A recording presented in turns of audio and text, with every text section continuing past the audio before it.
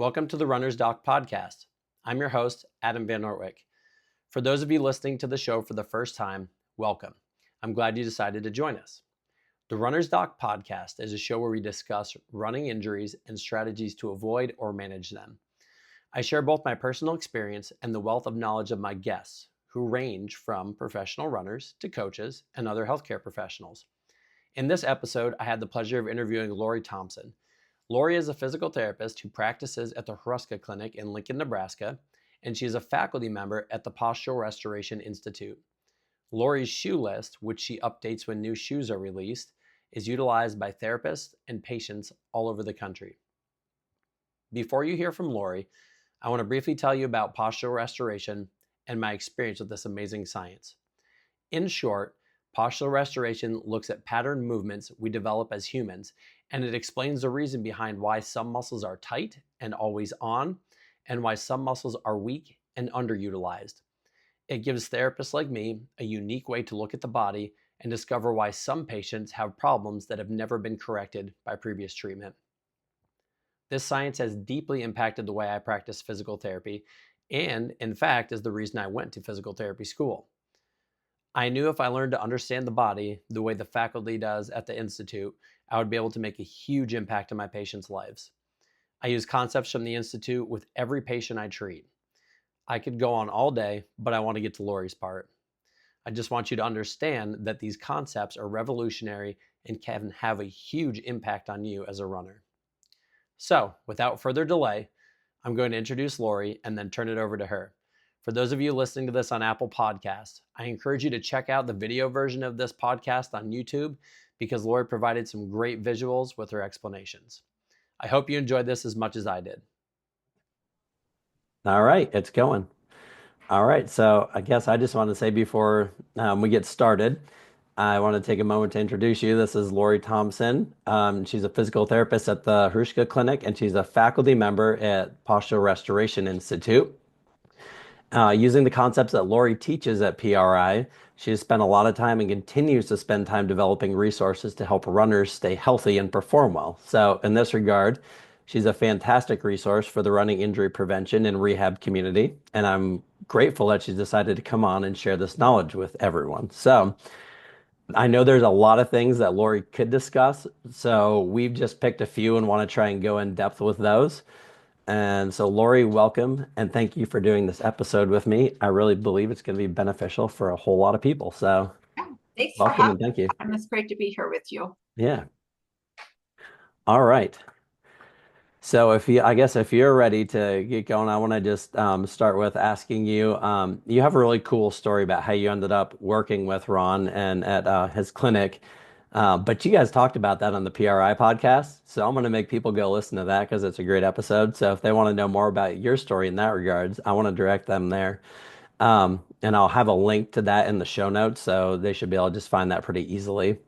But what I didn't hear going through that, I heard about how you got into running, but I'm curious as to how you got into working with running injuries. And I wanted to ask you about that before we got into it more. Well, in my local community, just being a runner, I have been asked in my local community to do talks. So the Lincoln Marathon always occurs in May. And so the local running store that I work with shoes asked me to come. They had speakers come in like once a week to come in and, just to give helpful tips as people were training for the half or full marathon in Lincoln. And so I was a speaker. And then you just get a reputation of working with runners and having different outcomes. So that is how I am become known to work with runners. It's just through doing community talks here in the Lincoln community. Okay. Yeah, that's a fantastic idea. That was, for that running store. I think that's a really great thing. I need to talk to my local guys about that. As you know, shoes make or break a program, so I send a lot of people their way. So it'd be nice to kind of flip-flop that and provide the running resource on that end too. But that's great. Um, so while we're on that, and if you're going to go into this later, you can tell me that put this off until later. But um, what we didn't discuss in the first question is how did you start doing the shoe list? And would you tell people a little bit about the shoe list you do every year? Because I use it with my patients and I know people do all over the country. So, Yeah.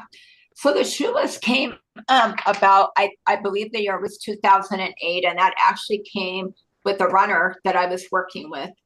And Michael Ann was a dental hygienist in our local community, and she had came to see me for knee pain. And from a PRI perspective, for those of you that Adam is a great resource for you to make sure you're running with your body in a good neutral position at your head, neck, and trunk. So you're using muscles and joints correctly to help you to do the activity that you enjoy doing. So from a PRI perspective, Michael Ann was neutral. She had great stability in her trunk and in her pelvis. She, and her lift scores that Adam and I look at were at a 5 out of 5, which is the top that we would want. I could not find any explanation with why she was still experiencing knee pain. And so she wasn't having knee pain during her work time. She was not having pain during activities of daily living, but she was always having knee pain running. So she always came into her physical therapy appointments and her scrubs from work in tennis shoes. And so I just kind of assumed that the tennis shoes she was coming in to see me in were also the same brand of shoe that she was running in. So I asked her one day, I go, are these the same shoes? She was in a Brooks shoe. I can't remember off the top of my head which one that she was in. I go, is this the same shoe that you're running in? And she goes, oh, no, Lori, I'm running in a different shoe. And I go, how soon can you go get those shoes and come back in and see me? And so I think it was a day or two later that she came back in to see me. And guess what? With those shoes that she was running on, her body was not neutral. Her body was out of alignment. And her lift scores that were a 5 out of 5 went down to a 1 out of 5 because she wasn't in the right biomechanical position. And so then I tested it. She brought in her shoes. She comes in to see me in. I had her put them on. I had her walk up and down the hallway. Guess what? Her body's in a neutral position and her lift scores go back up to a 5 out of 5. So I went back into Ron's office and I knocked on his door. I go, you've got to come see this. And so I showed him the same thing. And even though we were mindful of shoes in our clinic at the time, we were even more mindful or hyper vigilant with how shoes can really impact a rehab process and really impact people's ability to move and function. The shoe that she was in was called the Mizuno Inspire, and it's nothing against Mizuno, but the design of that shoe causes the inside of the shoe is thicker than the outside of the shoe. So the outside of the shoe was smaller than the inside of the shoe at the heel counter. So it had her foot in a slanted position. So this is good at kill strike to land on the outside of your heel.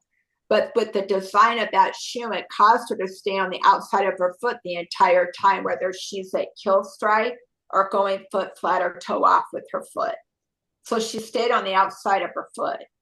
And if your listeners just want to test me out on this, if you all stand up, and if you stand up and you stand on the outside of your feet, I'll get my video here. If you stand on the outside of your feet and try to move your body side to side, you're going to feel more back tension. So if you cause your feet to go flat, and if I go over to my right side, which is your left side, if you're looking at me, my foot will be flat, but my inside of my foot will roll in. Look how much better your pelvis can move. So you don't want a shoe that biomechanically is going to keep your foot in the same position the entire time that you're walking or running. And so recognizing how shoe design can influence body mechanics, the foot and ankle are very impactful with your pelvis and your hip. And your pelvis and your hip are very impactful with your foot and ankle. It's a synonymous relationship. So because of seeing the impact of that shoe had on Michael Ann, that is when I started to put together a shoe list with characteristics that we look for in a shoe when we realized how impactful it could be with our patients, not only going through a rehab process, but going out in life to be able to function and do things that they enjoy doing. Yeah. That's fantastic. I never even thought about kind of how you described that Mizuno shoe too, about it being like higher on the inside than the outside, kind of not allowing you, not controlling that, or giving you good pronation, supination because of that. That's something I haven't looked at before, so that was helpful for me too. So Well, and even back in 2008, Adam, because I've been looking at shoes for a long time, there was a trend back in 2008 to also make the outside of a heel counter of our shoe very squishy. huh. I wish I should have grabbed a shoe for our talk. I apologize. But so the Mizuno built up on the inside and the outside of the shoe was smaller. But also, if you take a heel counter of a shoe and you squish it, if it's over squishy on the outside of the heel, a lot of shoes back in 2008 were doing that. They were making a really squishy, if this was a heel counter of a shoe and you squished down on it, it was really squishy on the outside of the shoe. Well, they were trying, shoe manufacturers were trying to do that to help cushion people's impact on the heel. But what they didn't realize is that also keeps them on the outside of the shoe. So two characteristics that we like, A, is that heel counter symmetrical on the inside and the outside. Mm-hmm. It's a good thing to look for, whether you're looking for a casual shoe, a running shoe, a shoe for basketball, volleyball, whatever sport you're into. You want that heel counter to be symmetrical on the inside and the outside. And you also, if you take your hands and put on the top part of that heel counter, the bottom part of that heel counter, it shouldn't have a lot of give. So into the segue that you and I were talking about laying on the outside of your feet with the Mizuno Inspire with my patient, where the shoeless was born, kind of led into the segue of qualities that we look for in a shoe. And your listeners can take these qualities as you know that they're on the shoe list. But if you look at the back, this is a heel counter of the shoe. We want the inside and the outside of that heel counter to be symmetrical. So we don't want there to be a big variance. In my patient's situation, again, the inside of the heel was really built up and the outside of the shoe was a lot smaller, and it kept the foot on the outside. So it kept her middle part of her foot in a position that didn't allow her what you and I would call pronate, or to be able to roll in and feel her arch, and then to push off her big toe, which allows you to extend your hip and allows you to get good power from your glutes. And as runners, we want more power and pushers from our hamstrings and our glutes. We don't want to be pullers with our hip flexors and backs and calf muscles. The second characteristic that you want to look for in a shoe is you want a heel counter that doesn't collapse in, because your heel's got to feel stable. If this heel is not in a good position, your hip and your pelvis are not going to be in a good position to get power and push from. And so you need to have the back part of the foot have the heel counter to be where this doesn't collapse in. If it does collapse in and your heel bone is wobbly, it's not going to allow the middle part of your foot to be able to roll out and roll in as we need it to when you and I, whether we're walking or whether we're running. Yep. The third thing I'm going to add, because this is a big trend right now, if you look at the on-cloud shoes, even if you look at New Balance has taken this on, a lot of shoe companies are taking it on where the back part of the heel isn't even hitting the ground. You want to give people more Achilles tendonitis, more heel problems, more plantar fasciitis. Don't let the heel hit the ground. So the back part of the heel is scooping up. And if you look at some shoes, if I put this on the table, when you go out to the shoe store, and this piece of paper, my heel hits the ground. And this is the Brooks Adrenaline. My shoe will hit the ground, but in some of those shoes, the shoe is up in the air, but there's a gap. So the only part of the foot, when your foot gets foot flat when you're running or walking, this is the only part that's going to hit the ground. It's like a rocking horse. Not healthy, people. Do not buy the shoes that look like a rocking horse. It will not enable you to get power from your pelvis and your hip. You're going to overwork calf muscles and heel muscles and ankle muscles that were not intended to do that for you, or your back or your neck, and you will get injured, in my humble opinion. I hope the trend goes away. It's driving me nuts right now. Yeah, so essentially it's like a rocker shoe, Yep, pretty yep. much. Well, a rocker shoe can be where this is all flat and the toe is coming up. That's okay Mm-hmm. for some people, but this is a rocking shoe, not only with the front part of the foot coming up, but it's like a rocking horse. It's like the whole thing is scooped up like this. Yeah. Does that make sense? That is Yep. a trend right now. Not good. Again, so essentially, like, I guess what you teach with PRI, I just want to make sure that other people kind of have a good understanding of this is if you don't get good heel strike, you don't get good hamstring and glute recruitment, pretty much. Yep. Okay. Because if you don't get good heel strike, what happens is that now your pelvis that your hip comes out of is probably going to fall forward. And that's not going to allow your glutes and your hands to be in the right position. So then people are going to substitute with a back and neck or a hip flexor. So Perfect. once you get in, like when we're starting to warm up with running or cool down from running, it's going to be more of a heel strike, foot flat, toe off.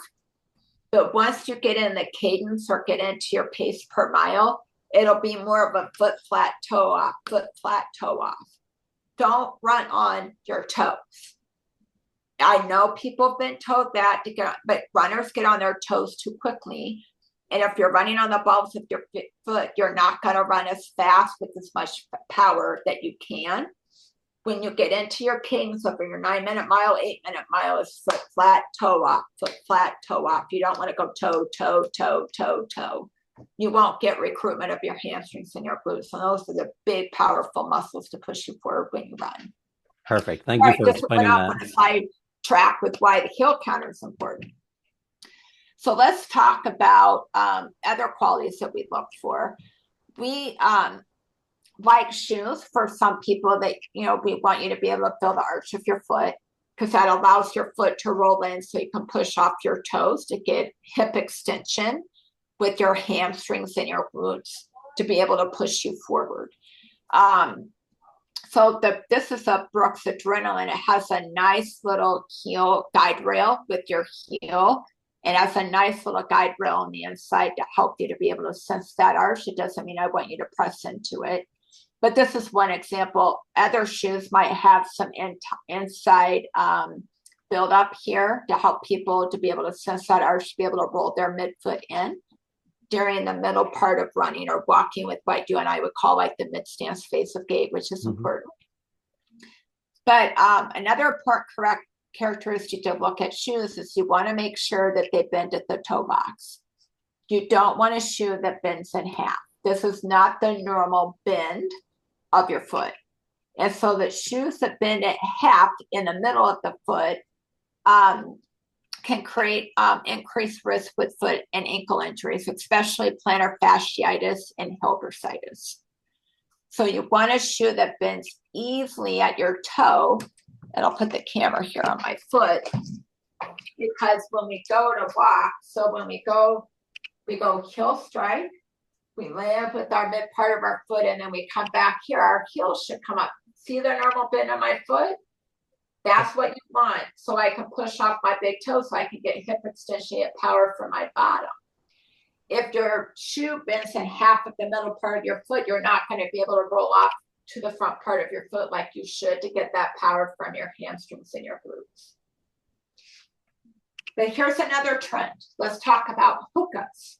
Or, and it's not just hokas, it's also some of the Saucony shoes.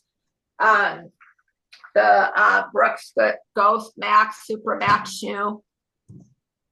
These are shoes, you guys, that are really stiff at the toe box. So look how hard this is to bend at the toe box versus this shoe. This bends easily at the toe box. This is really stiff. That is okay for people that have limited mobility at their big toe joint. So if my big toe joint, if you look at my feet here, your big toe joint should be able, this is normal motion, and some people don't have that motion at this big toe joint, whether it be with a bunion, they might have an arthritic toe. Some people maybe had surgery where I've had a couple people where that's been fused. then this shoe that has a stiff toe counter is desirable for them. If you have an arthritic toe joint and you have limited ability to bend your toe towards your shin, and you don't have normal motion and that's really stiff, then getting a shoe that's stiff in the toe box is desirable. But if you have normal mobility and you're wearing a shoe that's really stiff in the toe box, guess what? Then what's going to happen is that when you go take a step and you heel strike and you're going through and running and you go to roll off, that stiffness there, now you're going to have to overwork your hip flexors to clear your toe. So you're going to overwork your hip flexors and your back extensors. So wearing a shoe that isn't with the correct mechanics at your foot and ankle, you're going to overwork hip flexors, and you don't want that. You don't want to pull on both sides of your feet. So we are runners that run forward, and when one leg is swinging through the air, this should be where your hip flexor is working. This back here should be where your glutes and hamstrings are working. So I'm pushing and pulling. Well, if you have a shoe that's stiff in the toe box and I can't roll off, guess what? I'm going to be a pull, and I'm going to overwork my hip flexors, my back extensors. I'm going to work my biceps. I'm going to work my neck, and you're overwork calf muscles because you're not going to allow your hamstrings and your glutes to be in a position. And the shoe can be that influential with your running mechanics. Yeah, it's huge. Now, just to review, the common things that we look for in with all the little detail that I went into, we like heel counters that don't collapse in. We like heel counters that are symmetrical in the back. We like shoes that bend easily at the toe box because that matches the normal bend of your foot. And if you can apply that, our shoe list might be different because these are the shoes that I can get at my local running store. And we tend to look at running shoes in our clinic because the same mechanics to run are the same mechanics that go with walking. And but I will tell you, I'm having a hard time with running shoes right now because of what I mentioned earlier. The heel counters aren't hitting the ground. And some of the shoes are just super cushioned. And that may be good for some people, but it really makes it hard. Your brain has got to sense the ground underneath your shoe. And if you add too much cushioning between your foot and the ground underneath it, it makes it harder for your brain to sense the ground. And your brain's ability to be able to feel the ground underneath your shoe allows you to be able to move biomechanically correct. So the other tip that I tell people when they go shoe shopping, not only to look at the shoe characteristics, but also the shoe should feel comfortable right away. You should not have to break a shoe in. If you have to break a shoe in, it's not your shoe. Even if it's on Adam's shoe list or my shoe list, if it is not comfortable, it is not your shoe. It may have the characteristics. We will tend to put shoes on our shoe list that meet the characteristics that I just described to you. But I don't know if it's your shoe, right? What works for Adam and what works for me could be completely different. So when you try the shoe on, it's got to feel comfortable. Secondly, please make sure you're tying your shoe from the bottom up. Don't make it just tight here. You can tie it from the bottom up. The shoe needs to be tied tight enough that you have to untie and tie your shoe to keep your foot in the shoe. If you're able to slip your shoe out without untying it, it's not tied tight enough, and your heel's going to slip in it. And we've already got done talking about how important that heel counter is with your mechanics at your hip and your pelvis. If the shoe is comfortable and you have it laced up correctly, then at the shoe store, I would want you to stand on your left leg, reach forward with your left arm, with your right leg, and you can pick your right foot up. And on your leg you're putting your weight on, can I feel underneath the ground of my shoe? Can I sense my heel, arch, and big toe? Can I sense my entire foot on the ground? If you can, that shoe has enough support for you. And if I get on my right side, can I feel heel, arch, and big toe? And if you can, that shoe has enough support for you. What's last on the list, and I would encourage your listeners, if they have access to a PRI trained physical therapist, to go in and make sure that with that shoe, your body is in a good biomechanical position at the neck, trunk, and pelvis to make sure that is your shoe. I can answer emails, you guys, and maybe a year or two ago, I could universally tell you if you have an average arch foot, I love the Brooks Adrenaline. It was one of my favorite shoes. And, if you had more of a high arch foot or you had an orthotic in your shoe, I would have told you I like the Brooks Ghost. But with the cushioning of shoes, even the Adrenaline is that cushioning, it's not super max cushioning. It's hard to universally say what is going to be good and work well for 80 or 90% of the population. There's always exceptions to the rule. This is probably the most less confident I would say that we all are here at the clinic about the shoe list because of how cushioned shoes are and how the heels are coming up off the ground, that we've actually had to go to kind of like more of a retro shoe just to get our patients in a rehab process. It may not be a shoe you run in, but the running shoes are just too cushioned and the heels are kind of off the ground. I'm told the pendulum will switch the other direction, but it's probably going to take a year and a half to 2 years before that happens. So I still like the Brooks Adrenaline 24. It's the shoe that I still run in. I have good luck. It has a more added cushion in it than the 23, but it has more of an narrow toe box, and that may not be the shoe. But they can go watch the shoe list video on our website at the HruskaClinic.com, and I kind of go into all the shoes on the shoe list, the pros and cons with them, and they're happy. You could link to that as well. Those videos are up on our website for free for people to watch. Excellent. Thank you. Yeah. Sorry to get you a little bit off topic, but that was extremely helpful, not just for everyone, but I found that very helpful for me too. So I knew some of the things obviously that you wrote about on the shoe list, but that explained it very well. So I'm Good. glad we took the time to do that. So Good. yeah, and I will definitely link to those videos. I'll put that down in the show notes also.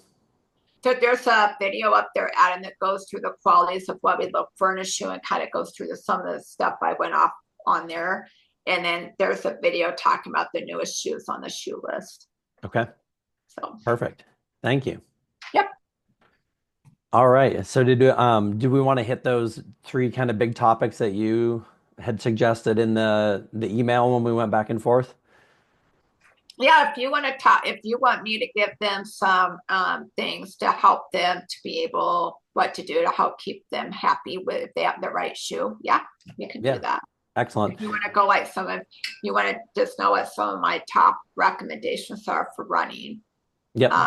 I can give those. Yeah, absolutely. And then and what I was going to ask you about the shoes too, and I totally forgot by the time we got done talking about all the other stuff was, I know you kind of give them an idea, what you should feel when you're finding and feeling, your foot in the shoe, feel the heel, the arch, and the big toe.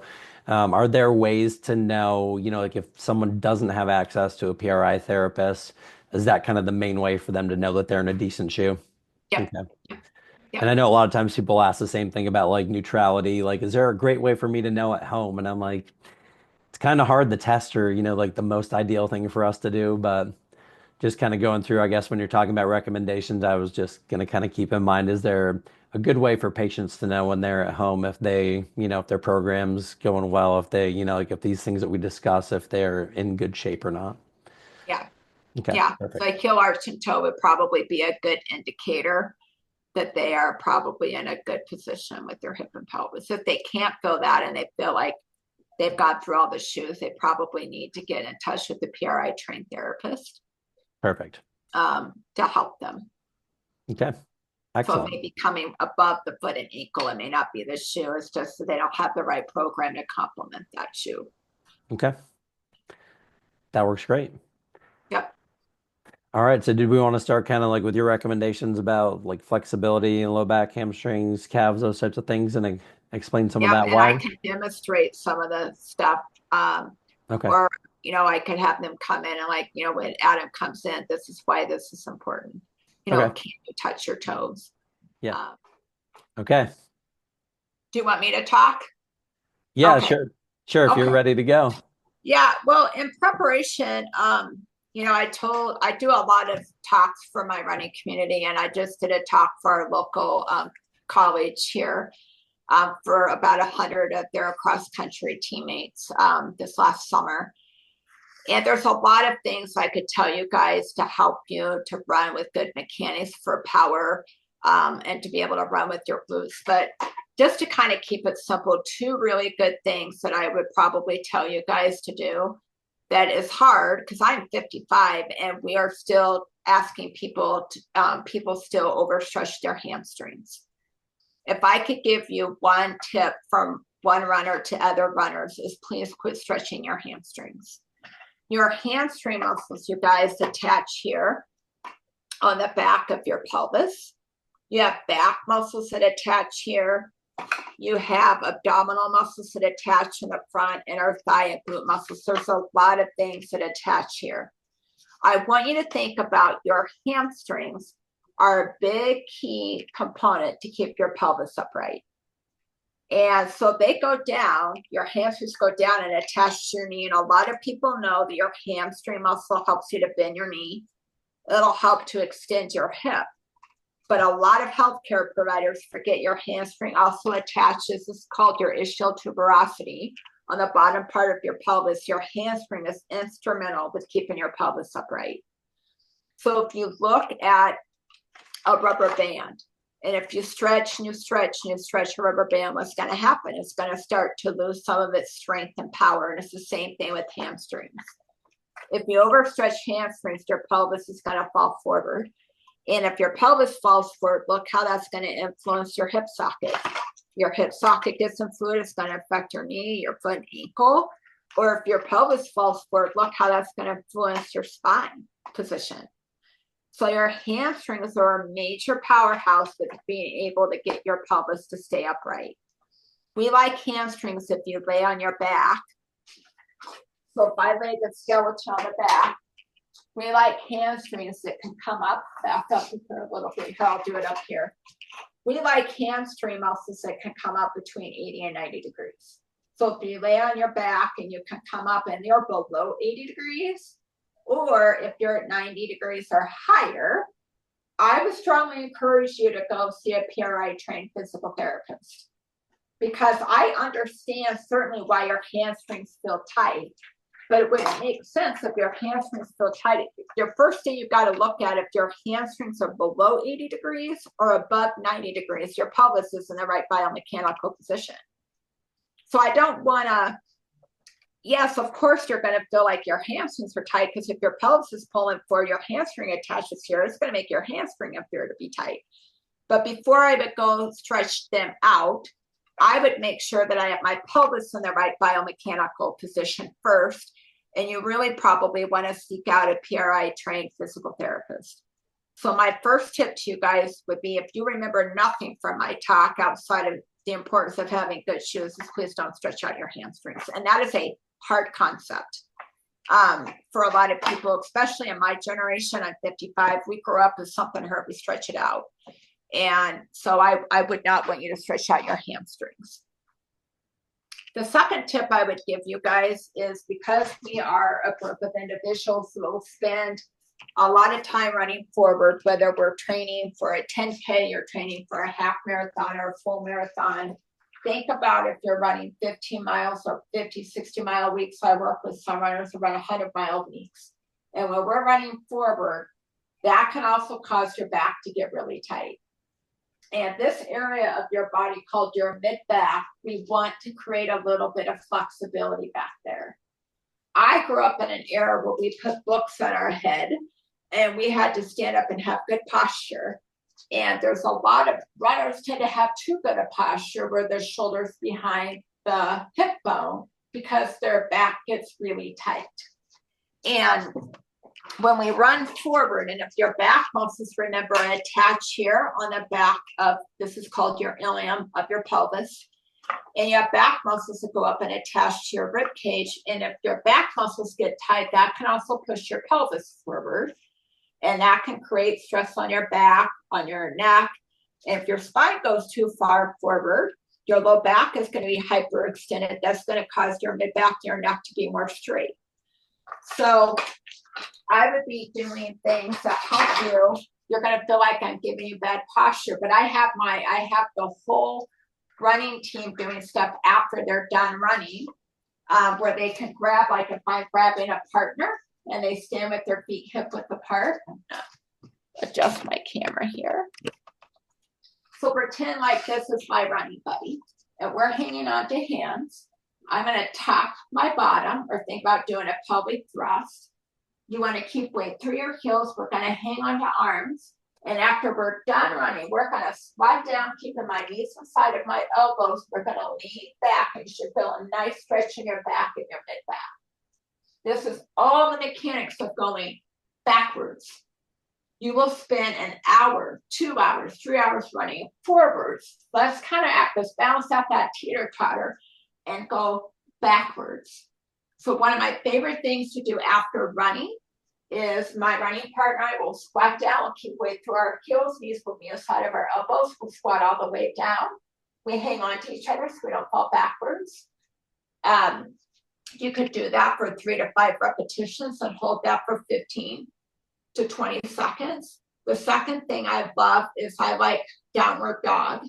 If there's one muscle in a runner's life that needs to probably get stretched out, it's calf muscles. And so my second favorite thing to do after running is I will get in an angry or scared calf position. Then so my ribs are tucked, my bottom is tucked. My feet go back behind me. I'm going to walk my feet towards my hands. This is a nice, gentle stretch for your back and especially your calf muscle.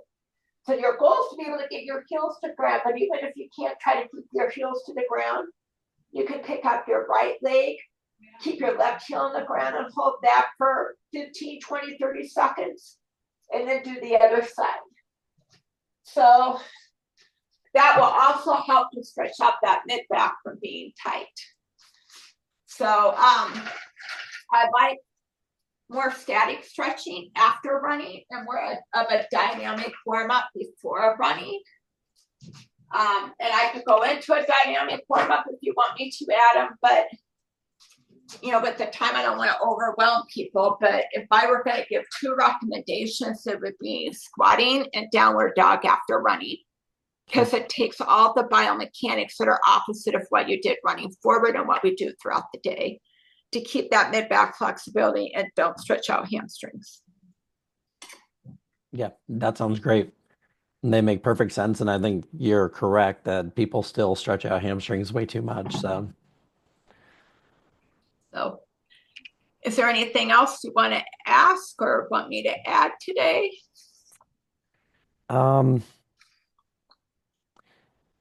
You had on there, I guess, just since we're talking like hamstrings and glutes anyway, you had on there, this is a good thing that people have always gone against. They tell you in gym class to put your hands on your head. So would you share why you like people when they're catching their breath to put their hands on their thighs and breathe? Because I think it's right in line with what we're talking about right now. So another recommendation is if you're doing sprint or interval training, or if you get short of breath and you're done running and you're trying to catch your breath, instead of bringing your hands behind your head, I would prefer to have you come down and put your hands on your thighs. When you put your hands down on your thighs, that helps your ribs to tuck back. And that rib position puts you in a better biomechanical position for your diaphragm muscle to help you to regain your breath cycle. And by putting your hands back behind your head, your ribs will come up, your pelvis will come forward, and you're going to be more likely to use accessory muscles to help you to breathe, including your neck, your hip flexors, and your back. And your diaphragm is your primary mover and shaker to help you to breathe. And your diaphragm, when the ribs are up, your diaphragm is not going to be in a good position to help you to breathe. And obviously, breathing is really important with running. Perfect. Yeah, I just thought that was a great way too, because you're talking about keeping the mid back flexible, low back flexible. And I know at least me growing up, we were taught in gym class to put our hands on our head, and that's perpetuated with track and cross country sometimes. So That's a good one that I figured would be good to share, and I saw that you'd suggested talking about that. So yeah, I guess I don't want to keep you forever.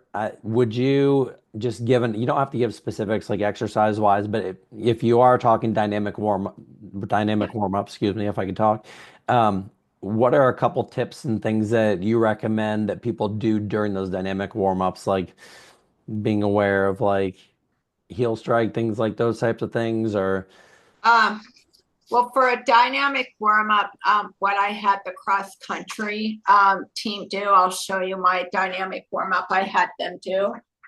I call them like a toe squat.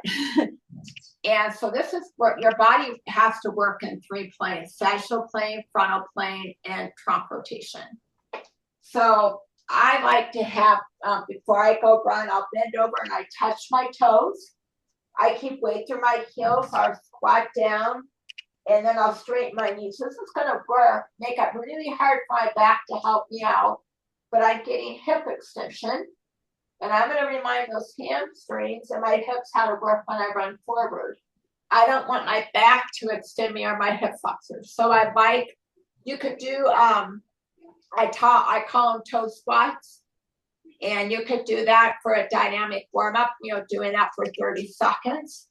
And then I like to work the body side to side. If there were one cross training thing I would have runners do, would be, I'm 55, I don't want to do this. But rollerblading would be a great cross-training activity. When my running partner and I were training for the Chicago Marathon, this was a while ago, people. We used to go for a run, and we have ski machines here at the clinic. And we would come in and get on the ski machines for 40 or 45 minutes because we do not get enough side to side. As runners, we get a lot of forward and back. It's the best marathon I've ever ran. Just keeping that side to side frontal plane activity. But I call them windmills. And so you would stand with your feet hip width apart just to help get your pelvis to move side to side, which is what we want when we go run. I'm gonna take my left hand, I'm gonna bring it to my right foot, my right arm's gonna come back behind me. And I'm gonna allow my whole body, trunk, head, to get over my right leg. Then I'm gonna flip my arm and I'm going to go to the other side. Then I will flip my arms and then shift over to the other side. So I'm getting side to side with trunk rotation. And so you could do that for 30 seconds. And then my third dynamic warm up is kind of a modified retro walking from the Postural Restoration Institute. But you would just take a step backwards. Left arm and right leg are forward, squat down and hold this. Because now I'm going to get push, pull, and I'm going to walk backwards with my right arm and left leg are forward, then my left arm and right leg go back, left arm comes forward, and I go back.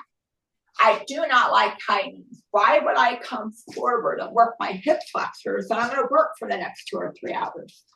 Let's go backwards to help get these glutes and your abs in a position to help fire up before you go out and run. So those are my 3 dynamic warm-ups that I personally do that I like to give out to a lot of my runners. Dynamic warm-up has been shown in research to reduce injuries because you're prepping the body. You could have them do retro steps, Adam, anything to kind of prep the body. But I would tend to do stuff retro or backwards versus forward. Yeah, so we're recruiting glutes and hamstrings during the run. Yeah. Perfect. So I guess in essence, what we're doing is good side-to-side motion, recruiting glutes and hamstrings. Yeah. Great. Yeah, I think those are fantastic, and those are easily digestible things that people can definitely work into their program. So, yeah, that's excellent. Is there anything else that you wanted to discuss quickly while I had you on? I know that's a lot of stuff that we threw at people, and I think the shoe thing is going to be extremely helpful. So, and if they can work, and these are very simple things in terms of the dynamic warm up and a couple easy exercises that should be really beneficial too. So there's a lot there I think that people have to work with. So, yeah. I don't know that kind of hits it. I have found that if I go into the rabbit hole too much, people get overwhelmed. I had one runner that came up. She came up. I had done a talk, and I think I ran into her. She came up and introduced myself. I don't know, like 2 or 3 months after I'd done this talk, and she goes, "I have to admit, I think it was like at like a pasta thing, like before or maybe it was at the running expo before the Lincoln Marathon." Yep. And she came up. She goes, "You don't know me, but you talked, and I was at one of your talks." And she goes, "I have to admit that some of the stuff you talked about kind of went over my head, with biomechanics." She goes, "But the one thing I took from your talk was not to stretch out my hamstrings." And she goes, "And I have been running. That was the number one thing that I did. And I have been running injury free for the first time in a long time." So that's kind of fun. But sometimes if I go too much in the rabbit hole, I overwhelm people and they don't remember it anyway. So I've tried to simplify it a little bit. Yeah, no, I think that's great. And a lot of these concepts are, as you know, complicated to think about going through training and everything. But I definitely hear what you're saying. I can see that in patients in the clinic. You start to see them glaze over, and you're like, "All right, I've given you enough information Yeah. today. We'll go back and we'll talk more about it next time." So, yeah. Well, that's perfect. Well, I really appreciate your time, Lori. This is going to be really helpful, and I'm glad that we can make this work out. And I will make sure that I get this video to you and Torin for however you guys want to use it for PRI also. So, Yeah, if not PRI, it's just the clinic side. yeah, But if you wanted to, you just have to email it to Torin. I mean, you perfect. can email it to me, but this is not tech savvy. And Torin will probably just link it up on our website if other people want to listen to it or watch it. Yeah. They can. So All right. thanks for asking me. It was fun. I like to talk about running. I love running. So, Yeah. but This is going to be really helpful for a lot of people. It was helpful for me. So I yeah. appreciate that too. So, well, thank you for your time and appreciate you coming on. And hopefully, I will see more of you guys in the near future. So, Yeah. Thanks, Adam. Thanks for having me, Adam. I appreciate it. Have a great rest of your day. yes, you Your too. voice held out better than I thought. It did. I was a little worried this morning, but it's gotten better as the day's gone on. So I figured Oh, we'd be good. So okay. like a little tea and honey. Yep. I did right before. Have a great day. Thank you, Laura. You too. Bye-bye. Bye. Thank you for listening to this episode, and I hope you learned a lot about how to stay healthy and how to recruit the right muscles to perform better. One of the biggest takeaways for me is how much of a role shoes can play in how your body moves. Shoes don't just affect what happens at the feet, they affect how you move throughout your knees, hips, and low back. For those of you watching on YouTube, leave a comment with your biggest takeaway. Also, if you found this information helpful and know of others who could benefit from watching or listening, please share this episode. If you are new to the show, make sure to tap follow or subscribe on YouTube so you can keep up to date with the latest episode. The last thing I want to say before I go is this show has been created to benefit you. So please leave us a review on Apple Podcast or share your feedback with us so we know how to make this show better for you. Thank you for listening. We'll see you in the next episode.